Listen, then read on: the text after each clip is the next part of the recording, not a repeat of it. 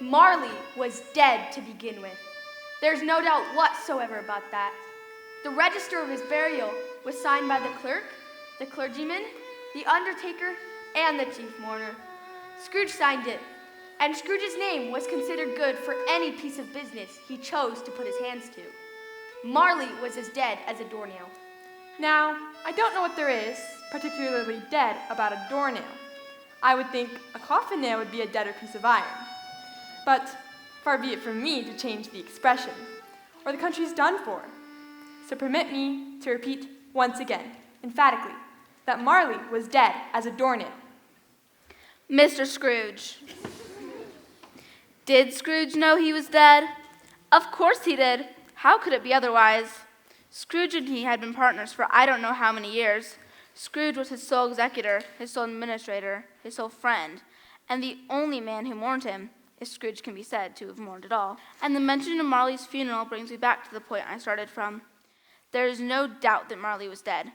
This must be distinctly understood, or nothing wonderful can come from the story we are going to relate. Scrooge never painted out old Marley's name. There it stood, for years afterward, above the warehouse door, Scrooge and Marley. The firm was known as Scrooge and Marley. Sometimes people new to the business called Scrooge, or sometimes Marley, but he answered to both names. It was all the same to him. It was bitterly cold, and the fog was thick as pea soup on that Christmas Eve of 1843, when Scrooge sat busy in his counting house, with his clerk nearby, trying to warm himself to a candle. But since he didn't have much of an imagination, he failed.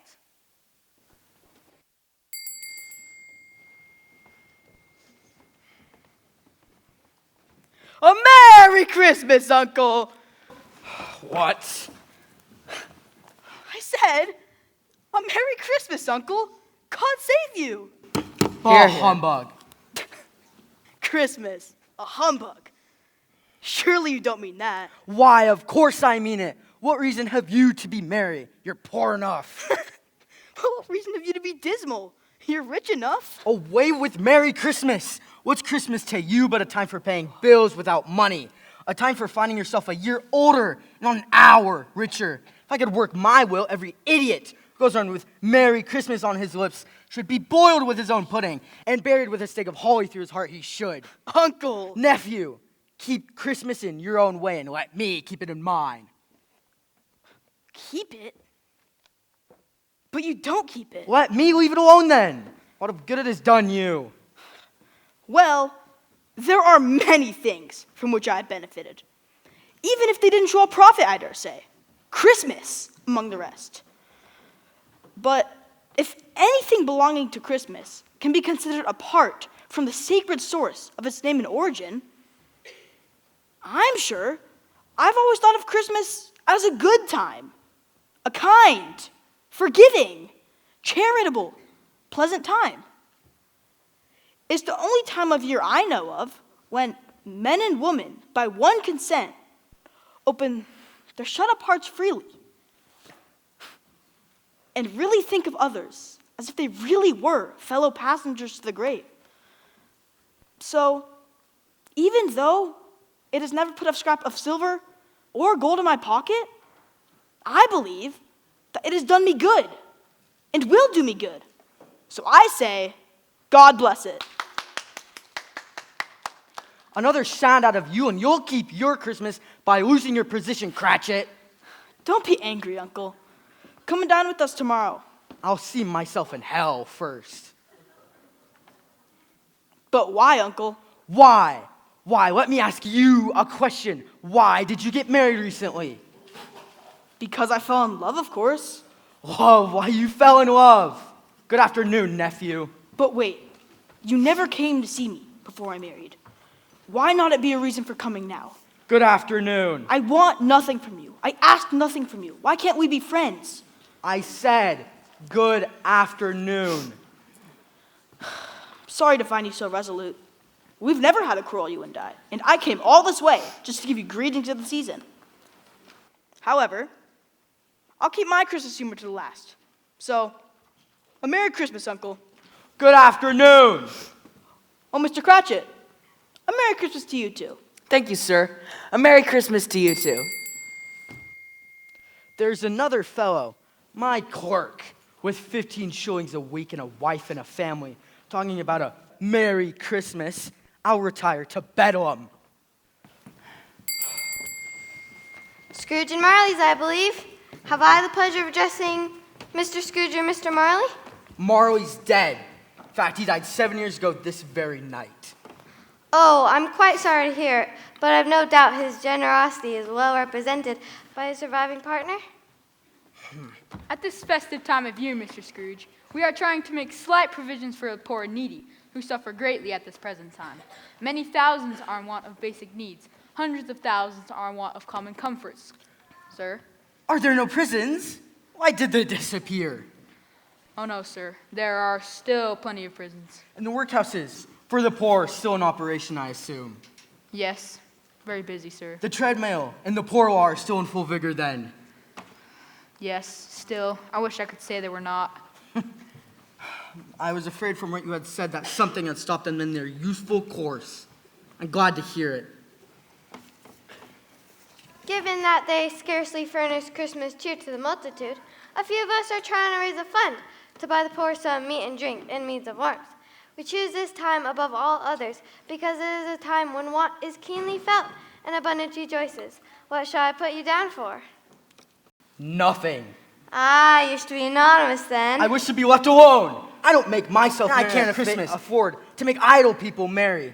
I am taxed for the institutions I have mentioned, and they cost enough. Those who are badly off must go there. But many can't go there, and many would rather die. If they'd rather die, perhaps they should go ahead and do it.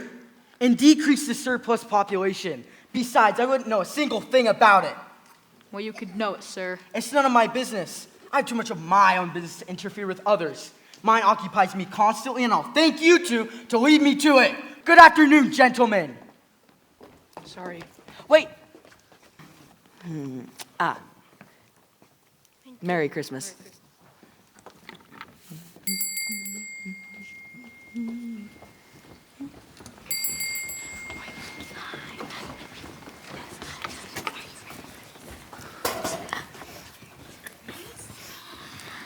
God rest ye merry gentlemen, let nothing you dismay.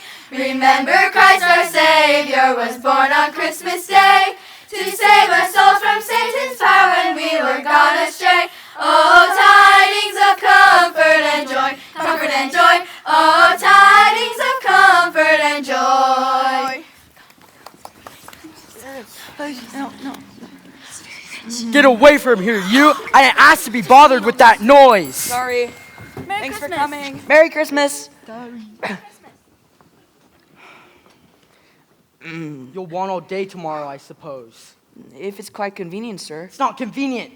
It's not fair. If I was to hold back half a crown for it, you think you were being abused, no doubt. And you don't think me ill-used when I pay a day's wages for no work. It's only once a year, sir. A poor excuse for picking a man's pocket every 25th of December.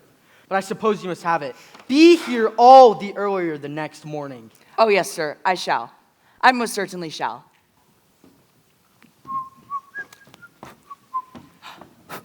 Hello, my dear son. Father! Let's go by the cornhill and watch the children play. Someday, you'll be with them too. I feel I'm getting stronger every day. And do you remember what tomorrow is? Christmas Day! And I'm to have the whole day off to celebrate with my family. Hurrah for Christmas!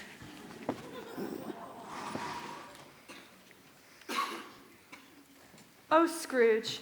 He was a tight-fisted hand in the grindstone, he was. A squeezing, wrenching, grasping, scraping, clutching, covetous old sinner, to be sure. Secret, self-contained, and solitary as an oyster. He carried his own low temperature with him everywhere he went. He iced his office in the dog days and did not thaw it 1 degree at Christmas. Scrooge always took his melancholy dinner in the same melancholy tavern, and this night was no different. He read all the papers and beguiled the rest of the evening with his banker's book before he took himself home to bed. He lived in chambers which had once belonged to his deceased partner.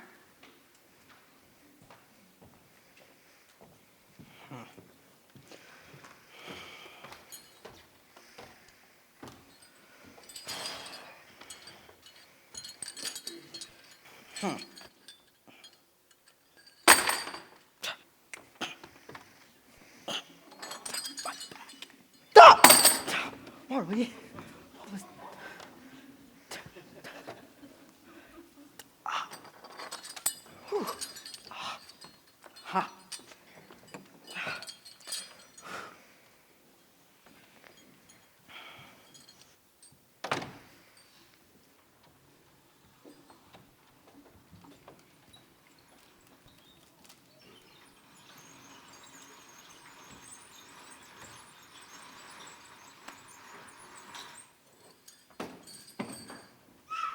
It was a gloomy suite of rooms, for nobody lived in it but Scrooge, the rest of the rooms being let out as offices. The fog and the frost so hung about the black old gateway that it seemed as if the genius of the weather sat in mournful meditation on the threshold. Upon arriving in his chamber, Scrooge took off his cravat, put on his dressing gown, nightcap, and his slippers, and sat before the fire to take his gruel, for he had a cold in his head. It was a low fire indeed, nothing on such a bitter night. He was obliged to sit close to it and brood over it before he could extract the least sensation of warmth from such a handful of fuel.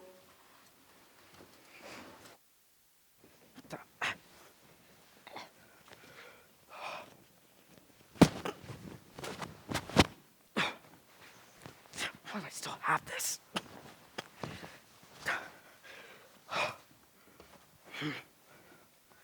Why does Bob Cratchit want a Merry Christmas? Merry Christmas to him. Dang.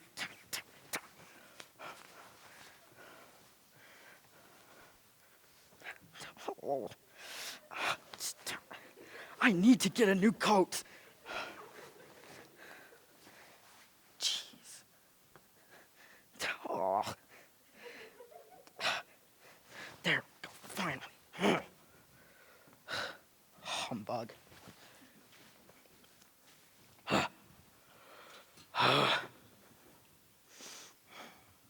Humbug. Scrooge! Scrooge! What is that? Ah! Humbug! I won't believe it. Who are you? What do you want with me? Ask me who I was! All right. Who were you then? In life, I was your partner, Jacob Marley. What? I don't believe it. What evidence would you have of my reality beyond that of your senses? I don't know. Then why do you doubt your senses? Because one little thing affects them. A slight disorder of the stomach can make them cheats. You might be an undigested bit of beef, a blot of mustard, a fragment of an underdone potato. There's more gravy than a grave about you, whatever you are. Mercy, dreadful apparition. Why do you trouble me? It is required of every man that his spirit should walk abroad among his fellow men and travel far and wide. And if that spirit does not go forth in life, it is condemned to do so after death and witness what it cannot share, but might have shared and turned to happiness. Oh, woe is me! Jacob, old friend, please speak comfort to me. I have none to give. I have little time. I cannot rest. I cannot linger anywhere. My spirit never walked beyond the narrow limits of our money-changing hole. Oh, not to know that any Christian spirit, working kindly in its little sphere, will find its mortal life too short for its vast means of usefulness. Oh, not to know that no space of regret can make amends for one's life's opportunities misused, yet such was I. Oh, such was I. But you always were a good man of business, Jacob. Business? Humankind was my business. The common welfare was my business. Charity, mercy, forbearance, and benevolence were all my business. The dealings of my trade were but a drop of water in the comprehensive ocean of my business. Oh, why did I walk through the crowds of fellow beings with my eyes turned down and never raise them to that blessed star, which led the wise men to a poor abode? Were there no poor homes to which its light would have conducted me? Hear me! My time is nearly done! I will, Jacob, but please don't be hard on me. I am here to warn you, Ebenezer, that you have yet a chance of escaping my fate. A fate I have procured for you. Thank you. You always were a good friend to me. You will be visited by 3 spirits. Is that the chance you mentioned? It is. Then I'd rather not, please. Without their visits, you cannot hope to shun the path I tread. Expect the first tomorrow night, when the bell tolls 1. Can't they all come at once and have it over with, Jacob? Expect the second upon the next night at the same hour. And expect the third upon the next night, when the last stroke of 12 has ceased to vibrate. Look to see me no more. And for your sake, take care that you remember what has passed between us. No, please.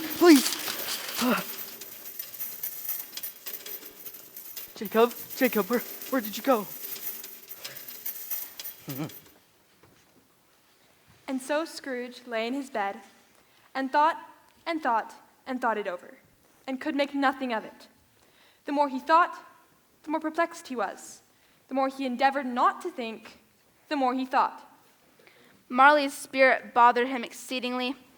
Every time he resolved within himself that it was all a dream, his mind flew back like a strong spring released to its first position and presented the same problem to be worked all through. Was it a dream then? A quarter past. Half past. A quarter to it. Oh, no. The hour itself and nothing else.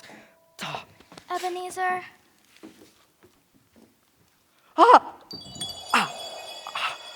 Are you the spirit whose coming I was told about? I am. Who and what are you? I am the spirit of Christmas past. Long past. No. Your past. Well, perhaps you could turn down that light that accompanies you. What?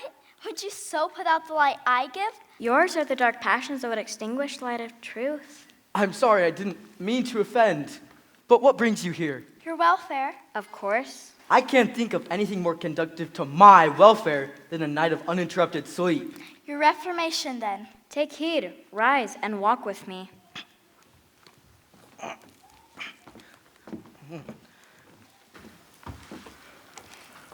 Good heaven!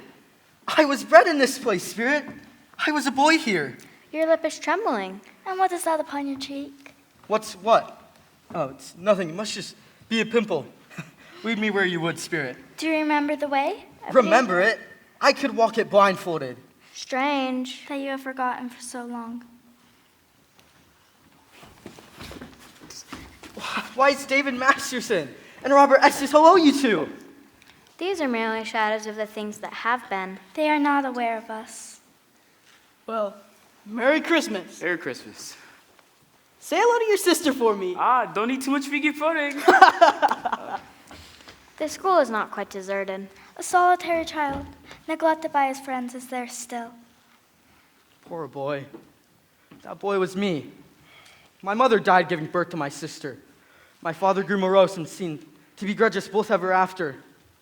Why, I wish. But it's too late now. What is it? It's nothing. There's a child singing a Christmas carol at my door yesterday.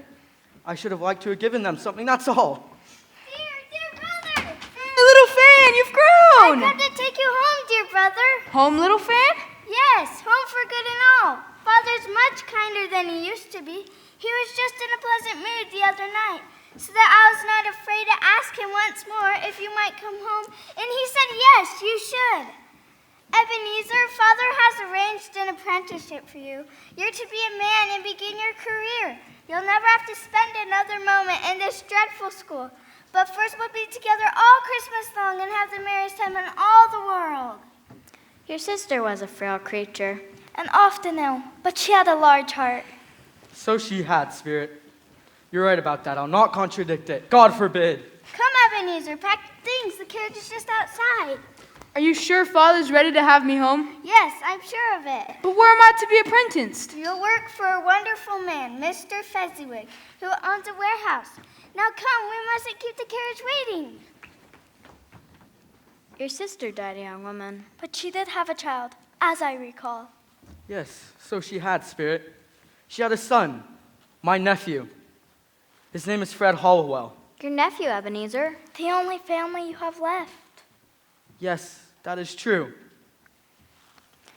Come along, Ebenezer. It is time to see another Christmas.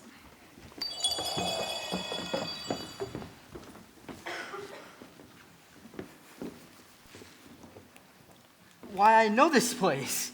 This is where I was apprenticed. Oh, look, it's old Fezziwig. Bless his heart. Fezziwig, alive again. Who's that? Why, it's Dick Wilkins. We were the best of friends. Boys, Oh, I can't believe you two. Working like this? It's Christmas. Clear all this nonsense away, all of you. I say it's time for a party. Come on. Party!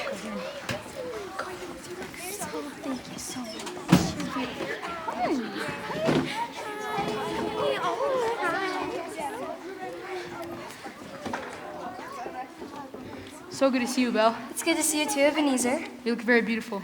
Thank you. You're very Would you like handsome. to dance? Yes.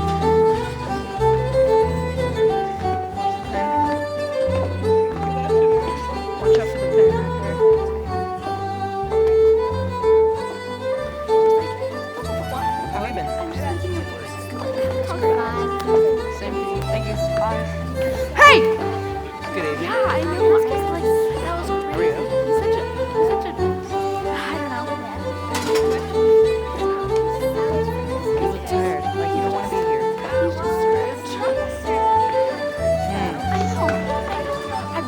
You look very beautiful tonight, Belle. Thank you. You're very handsome. I'm so nervous. Why? Ebenezer. Yes. You must be rich. Oh my God. It's so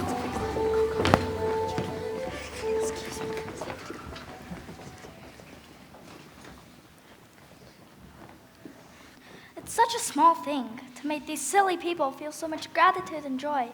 small thing? Well, is it not?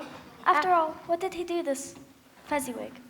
Spent a few pounds on a party. Does he deserve such praise as this? It's not that, Spirit.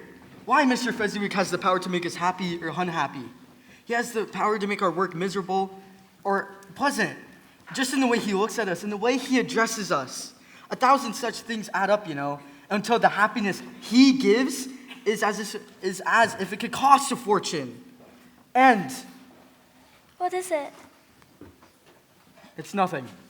Something. I think. I would have liked to have been able to say a word or two to my clerk just now. That's all. Come along, Ebenezer. My time is nearly done. This was not addressed to Scrooge or to anyone whom he could see, but it produced an immediate effect. For now, Scrooge saw himself, a little older, a man in the prime of life. His face had not the harsh and rigid lines of later years, but had begun to show signs of care and avarice. There was an eager, greedy, restless motion in the eye, which showed the passion that had taken root, where the shadow of the growing tree would fall.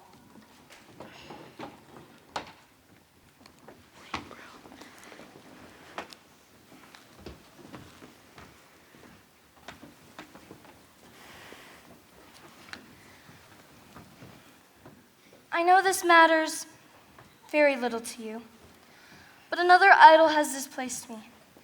And if it can make you as happy as I have tried to do, then I have no reason to cry.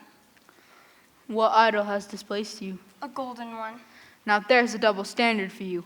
All the world speaks so vehemently against poverty, yet it condemns the pursuit of wealth just as harshly. You fear the world too much, Ebenezer.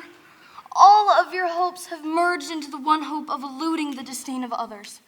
I have seen your nobler virtues fall away, one by one, until nothing is left but the master passion, the pursuit of profit. It consumes you. What then? Even if I have grown more wiser and astute, I haven't changed my feelings toward you. Oh, Ebenezer, the promise we made to one another is an old one. We made it when we were young and poor and happy to remain so, until we could improve our fortune by patience and hard work. But you've changed. You're not that same man. Tell me, Ebenezer, if all of this had not happened, would you seek me out? Would you try to win me now? A poor, dowerless girl with nothing to bring towards a marriage? Just as I thought. You may feel sad now, Ebenezer, but I have no doubt that you will dismiss the thought of me very soon, as if to be glad to be wakened from a bad dream. May you be happy in the life you've chosen. Go, please. Please, Spirit, show me no more. Why do you enjoy torturing me? There's one more shadow we must see. I don't wish to see it. Show me no more.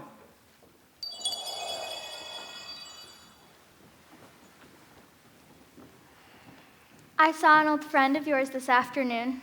Oh, who was it? Take a guess. Why, surely you don't mean Ebenezer Scrooge. The very same. I passed his office window. His partner, Jacob Marley, lies upon the point of death, I hear, and there sat old Scrooge, all alone. Quite alone in the world, I do believe. That miserable wretch. Please, Spirit, take me home, I beg you. I told you. These are merely shadows of the things that have been. They are what they are. Do not blame me. Please, just take me home. I can bear no more. Please, no more.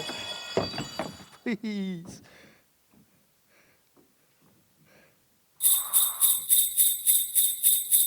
Ah, I'm home. Ah.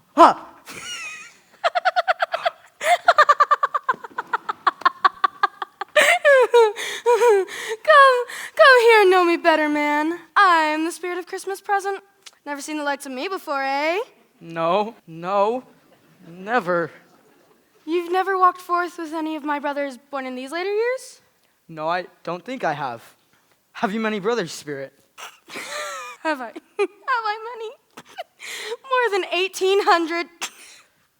Why, a tremendous family to provide for. Take hold of my robe, Ebenezer. Where, pray tell, are we going? You will see.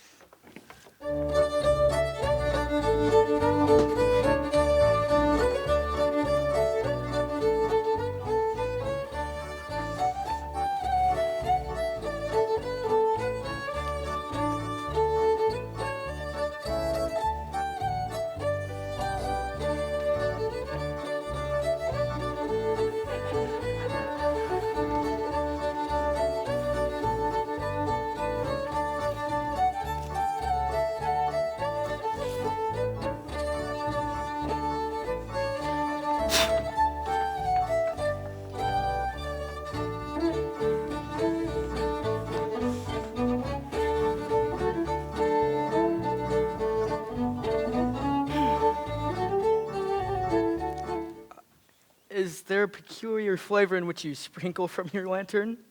There is indeed my own. Would it apply to any kind of dinner on this day? To any kindly given, to a poor one most. Why to a poor one most? Because it needs it most. Tell me, Spirit, why do you, of all the many beings in the many worlds around us, desire to cramp these people's opportunities of innocent enjoyment? You seek to close markets every seventh day, and it comes to the same thing. Often the day that they'd be said to dine at all. I seek? Forgive me if I'm wrong, but it has been done in your name, or at least in the name of your family. There are some upon this earth of yours who claim to know us and do their deeds of passion, ill will, hatred, envy, bigotry, and selfishness in our name. It is as strange to us and all our kith and kin as if they have never lived before. Remember that and charge their doing against themselves, not us. Well, has ever got your precious father then? And your brother Tiny Tim? And Martha wasn't this late last Christmas by half an hour. Oh, I'm here, Mother. Martha! How late you are. Well, we had a great deal of work to finish at the Millers last night and a great deal to clear away this morning. Well, never mind, you're home now. Sit and warm yourself, dear. Father will be home any minute. Hide, Martha, hide!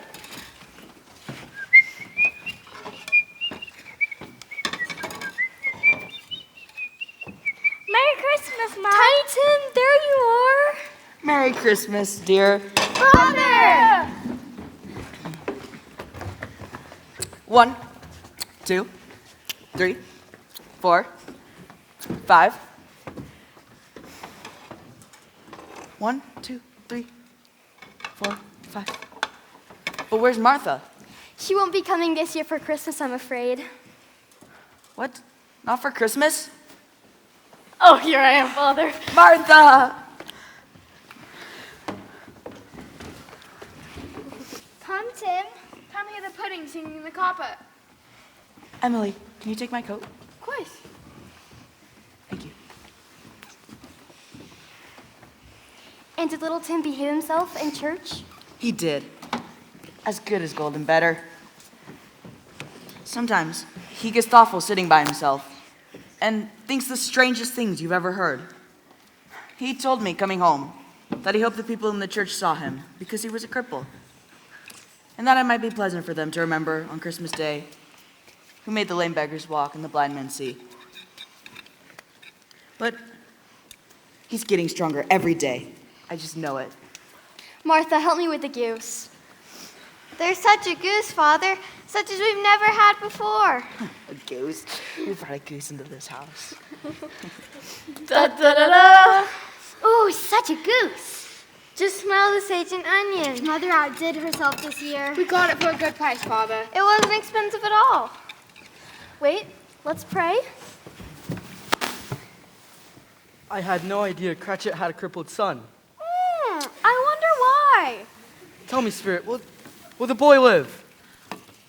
I see a vacant seat at this table and a crutch without an owner, carefully preserved. But if these shadows remain unaltered by the future, the child will die. What? No, please say he will be spared. If these shadows remain unaltered by the future, none of my race will find him here.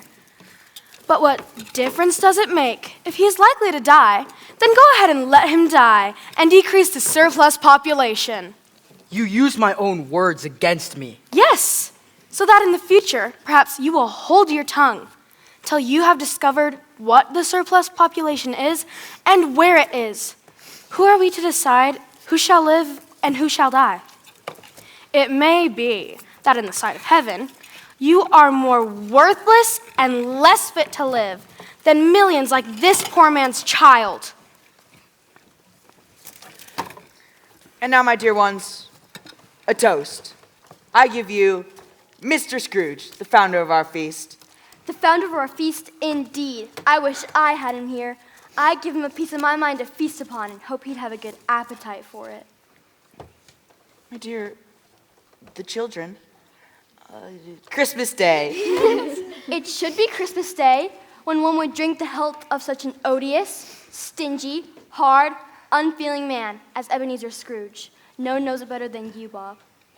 My dear, have a little charity. Oh, all right then. I'll drink his health for your sake and the day's sake, but not for his.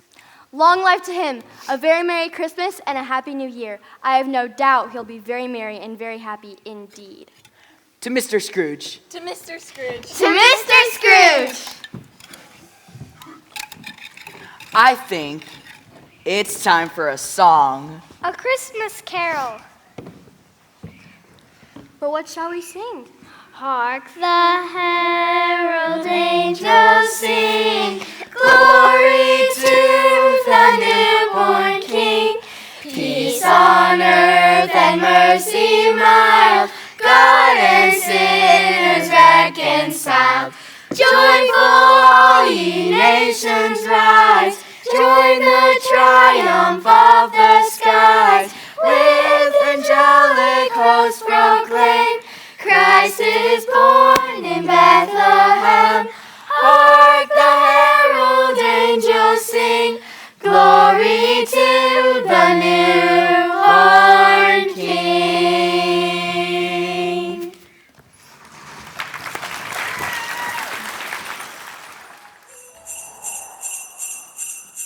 And then he said that Christmas was a humbug. Well, more shame for him, Fred. He's really a comical old fellow, and not so pleasant as he might be. However, his offenses carry their own punishment. I have nothing to say against him. Well, I'm sure he is very rich, Fred. At least you always tell me so. Oh, but his wealth is of no use to him. He doesn't do any good with it. He doesn't make himself comfortable with it. And I sincerely doubt he would ever consider benefiting us with it. Well, I have no pity for him, Fred. Oh, but I have. Who suffers by his ill whims? Himself. Always. Here, he takes it into his head to dislike us, and he won't come and dine with us. What's the consequence? He misses out on some pleasant moments, which, could really do him no harm. In fact, I think I may have cracked up the old boy yesterday. He truly has given us plenty of merriment, and it would be ungrateful to not drink to his health. So, here's to Uncle Scrooge. To Uncle Scrooge. I would normally take offense at such tasteless banter and laughter at my expense. However, in the general gaiety of the occasion, I'm inclined to look over it. That is quite noble of you.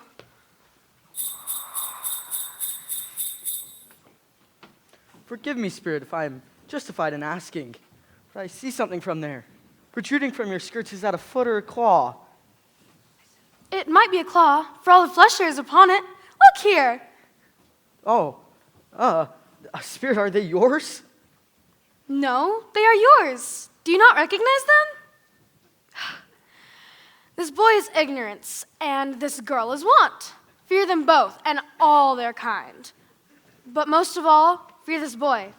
For on his brow I see written the word doom, unless the writing be erased. I dare you to deny it, and I dare you to slander all others who claim otherwise, and see where it leads. Have they no refuge or resource, these two? Are there no prisons? Are there no workhouses? No, please don't hurt me. Oh, what is that?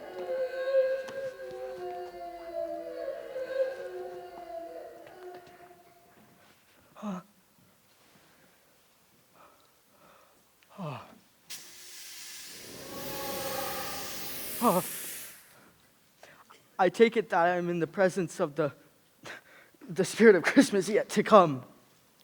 You are about to show me shadows of the things that have not happened, but will happen in the time before us. Is that not so, Spirit? Spirit, I fear you more than a specter I have seen. Will you not speak to me? All right, then. Lead me where you would, Spirit. The night is passing fast, and it is precious time to me.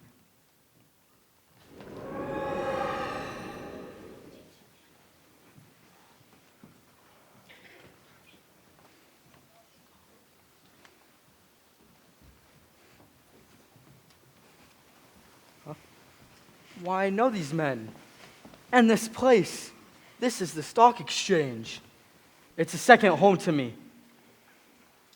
No, I don't know anything about it. I only know he's dead. When did he die? Last night, I believe. Why? What was the matter with him? I thought he'd never die. Well, God knows. What has he done with his money? Left it with his company, perhaps. I only know he hasn't left it to me. Well, it's likely to be a cheap funeral. I don't know of anybody who would go to it.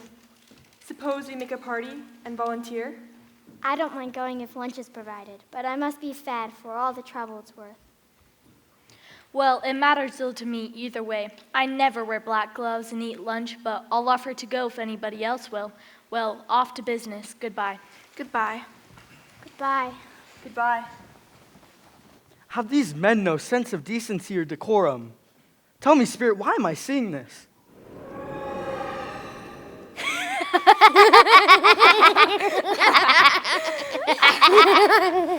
Oh. I was here first, Mrs. Dilber. Can be after me. And the undertakes man can be third. Isn't this something, Joe? All of us met here without meaning it. Come in and sit. We're all suitable to our calling. Real match to be sure. Come in. What odds then? What odds, Mrs. Dilber? Every person has the right to take care of themselves. He always did. That's true indeed. No man more so. Well then, don't stand there staring as if you're afraid, woman. We're not going to pick holes in each other's coats, I suppose. No, indeed. We should hope not. Well then, who's for the worse of a loss of a few things like these? Not a dead man, I suppose. No, indeed. Why wasn't he more natural in his lifetime? If he had had somebody to look after him when he was struck with death, instead of lying there, gasping out his last moments, all alone, by himself. The truest word that was ever spoke, Mrs. Oliver. It's a judgment on him. I wish it was a little heavier one, and it should have been. You can count on it if I could lay my hands on anything else. Now, open up that bundle, little Joe. Let me know its value to ye. Speak out plain. I'm not afraid to be the first, nor afraid to let them see it. We knew pretty well that we were helping ourselves before we met here. Let's see. Aha, Miss Tackleton has been a busy woman. Let's see. A seal, a pencil case, a pair of sleep buttons. I'll give you £1 dates, and not another 6p if I was to be boiled for. Who's next?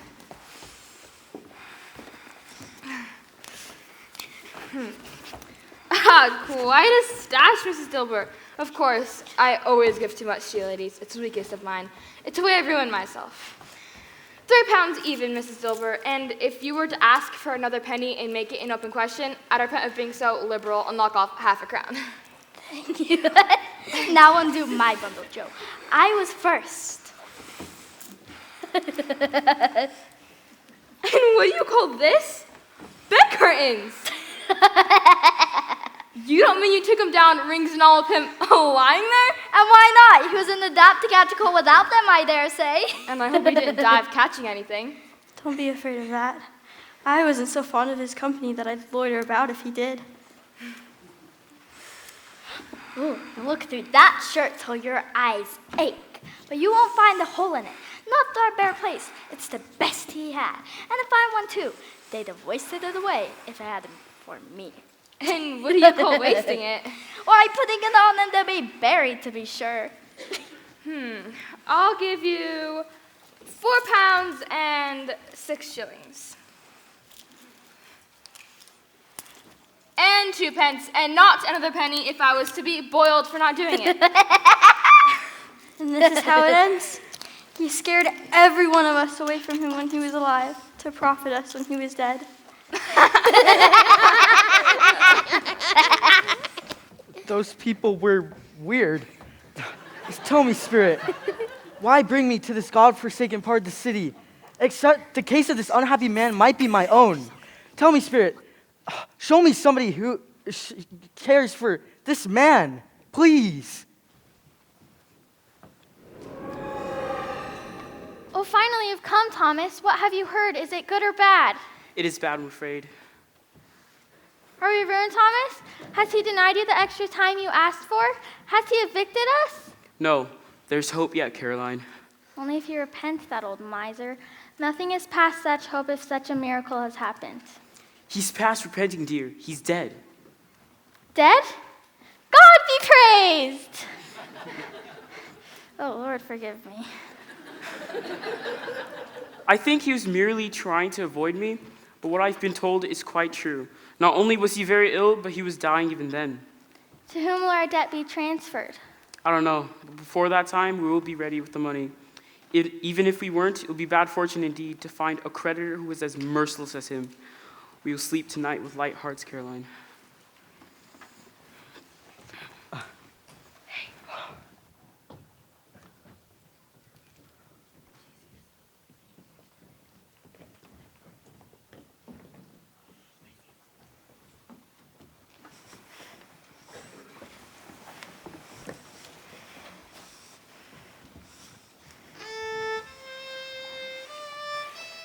And he took the child and set him in the midst of them. And he said, "Whenever you welcome a little child, you welcome me." This color hurts my eyes. There. Better now. The candlelight makes them weak, and I wouldn't show you guys to your father when he comes home. Not for the world. It must be near his time. Past it, rather. But I think he's walked a little slower than he used to these past few evenings, Mother. Yes. I've known him to walk with Tiny Tim upon his shoulder very fast indeed. And so have I. And so have I. And so have I. But he was very light to carry, and his father loved him so that it was no trouble at all. Is that him now?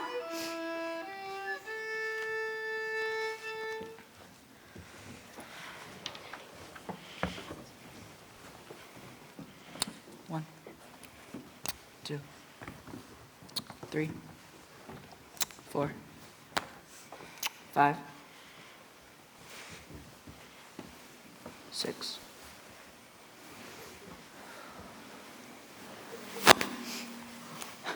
I went by there today, is why I'm late.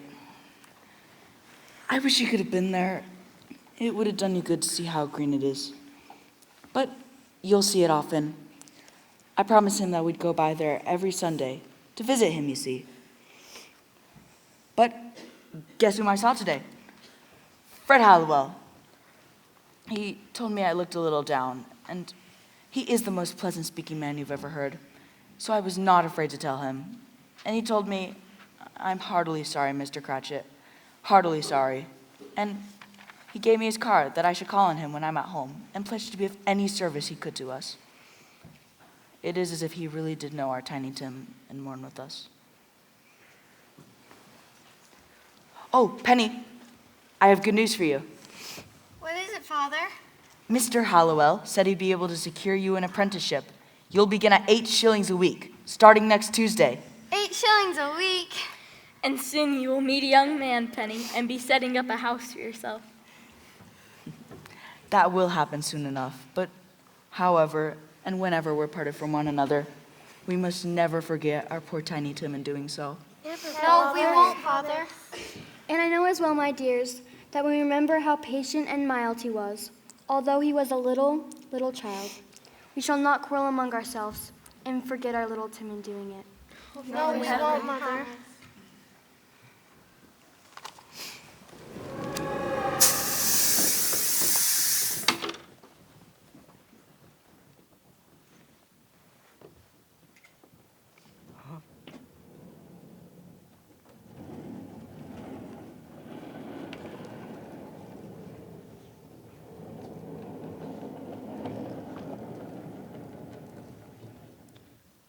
Before I draw near to the stone to which you point, answer me one thing.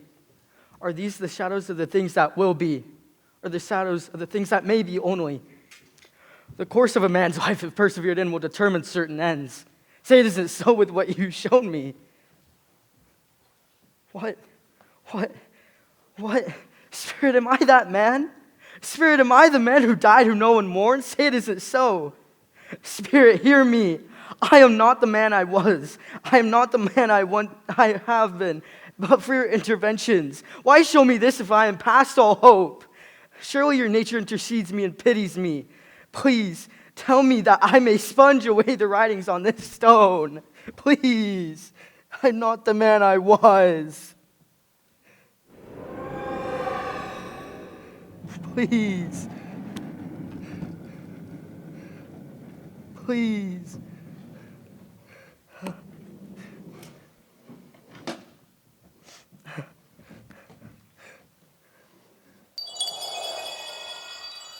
What? What day is it today? Why, it's morning, but what day? How long have I been with the spirits? I don't know. Ow. I'm alive. Wait, I'm alive. Oh, yes. Why, they're still here. They're here. I'm here. Yes. Why, I don't know what to do. Why, I feel as light as a feather. I feel as happy as an angel. I feel as merry as a schoolboy. Ha ha.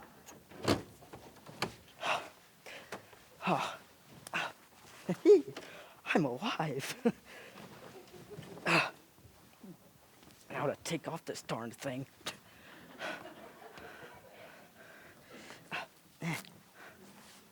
Need to buy a new one.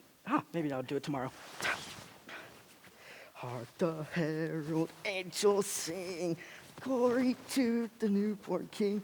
I don't know the rest of the words. I'm gonna stop. There we go. All right, ready to go. Hello, you. What day is it today? What day is it? Yes, what day is it today? Why, it's Christmas Day. Christmas Day. Are you quite sure? I should hope I am. Then the spirits have done it all in one night. Well, of course they can. They can do anything they like. Stay here. Do you know the poulterers at the next street but one at the corner? I should hope I did. Do you know whether they've sold the prize goose hanging up there? What, the one as big as me? Yes, my lad, the one as big as you. Why, it's hanging there now. It is? Why, then you must go and buy it. Yes, go buy it now. Police. No. Please, go buy it.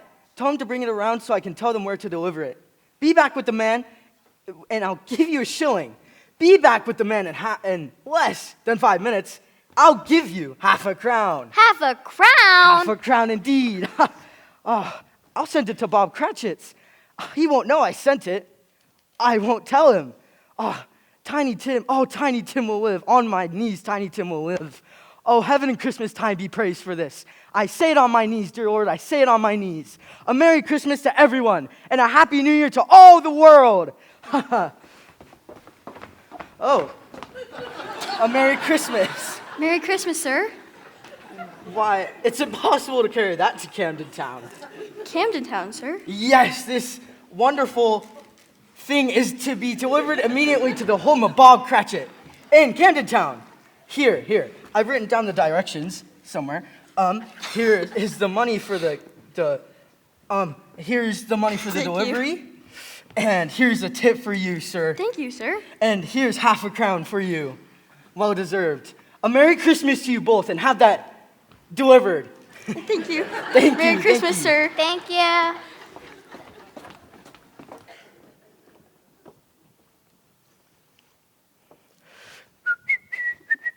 Hello, you two. Come here. Stop. How do you do? I hope you did well yesterday. It's a very good thing to do. Mr. Scrooge? Yes, it is I, Mr. Scrooge. I fear it isn't pleasant to you. May I ask for your forgiveness, the both of you? Yes, sir. And are you sure? Will you have the goodness? My dear Mr. Scrooge, are you quite serious? Indeed I am. Not a farthing less. You see, a great many back payments are included in it. Will you assure me that favor? Yes, sir. But I don't know what to say to such generous... Stop. Please, will you come and see me sometime? Please, will you both come see me? We will. Thank you. I'm much obliged to you, and I thank you 50 times. A Merry Christmas to you both. Merry Christmas. Merry Christmas.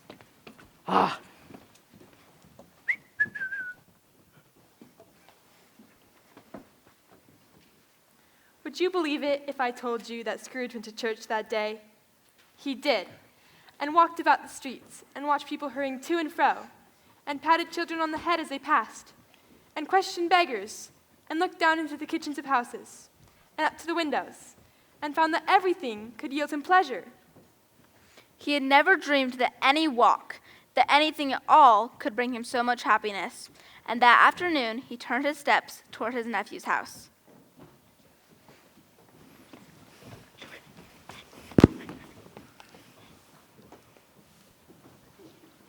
Oh, Fred, it's beautiful, and it's too much. You shouldn't have spent so much. I know, my dear, but my wife shall always have the best on Christmas Day. Oh, Fred, I love you so, and not just for this. I know, my dear, I know. Hello, Fred! Uncle Scrooge. It is I, your Uncle Scrooge.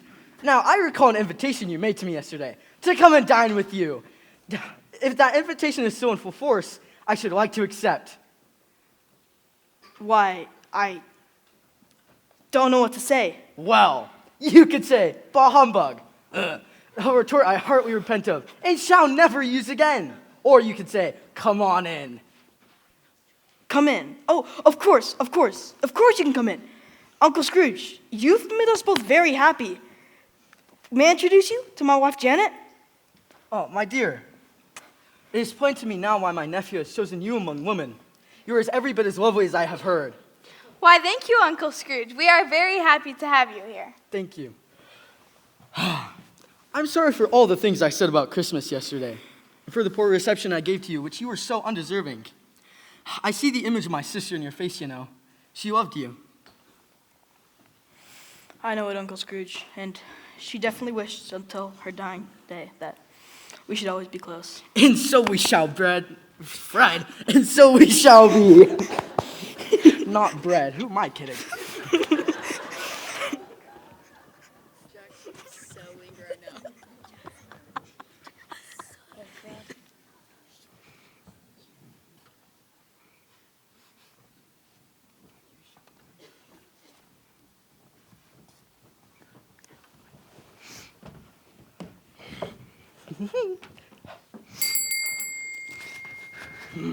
What is this? Good morning, sir. Mr. Cratchit, you are late, sir. Yes, sir. What means by have you coming at this time of day? I'm sorry, sir. I am behind my time. Step this way, if you please, Cratchit. It's only once a year, sir. It shall not be repeated. I was making myself quite merry with my family yesterday. I'm done with Merry Christmas. I'm going to punish you, and therefore, I'm going to double your salary. Yes, Mr. Cratchit. I'm going to double your salary. Now, you needn't say a thing. We shall discuss the particulars over a bowl of smoking bishop before you whatsoever dot another I, Bob Cratchit. Let's go. Why, thank you, sir. Thank you very much, sir.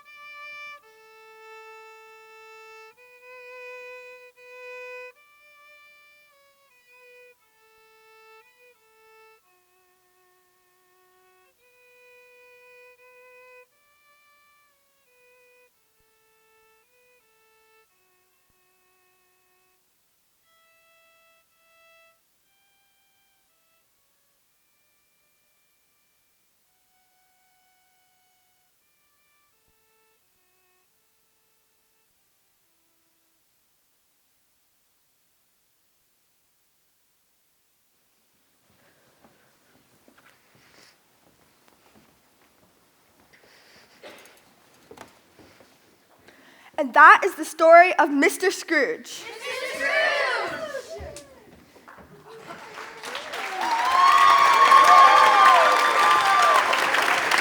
Scrooge did it all and infinitely more.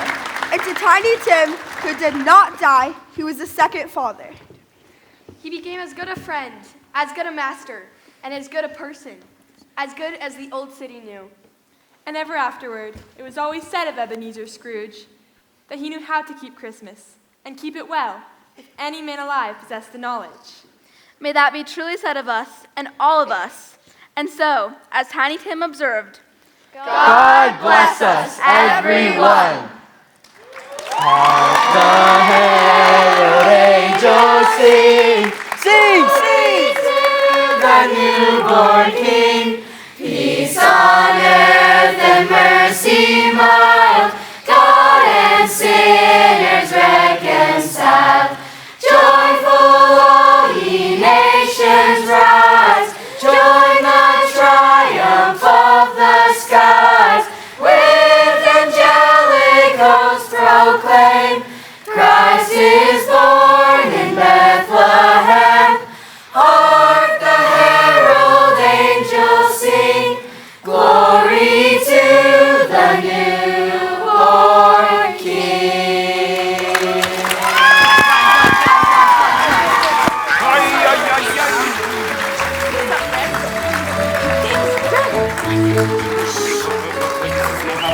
This is not how we presented it.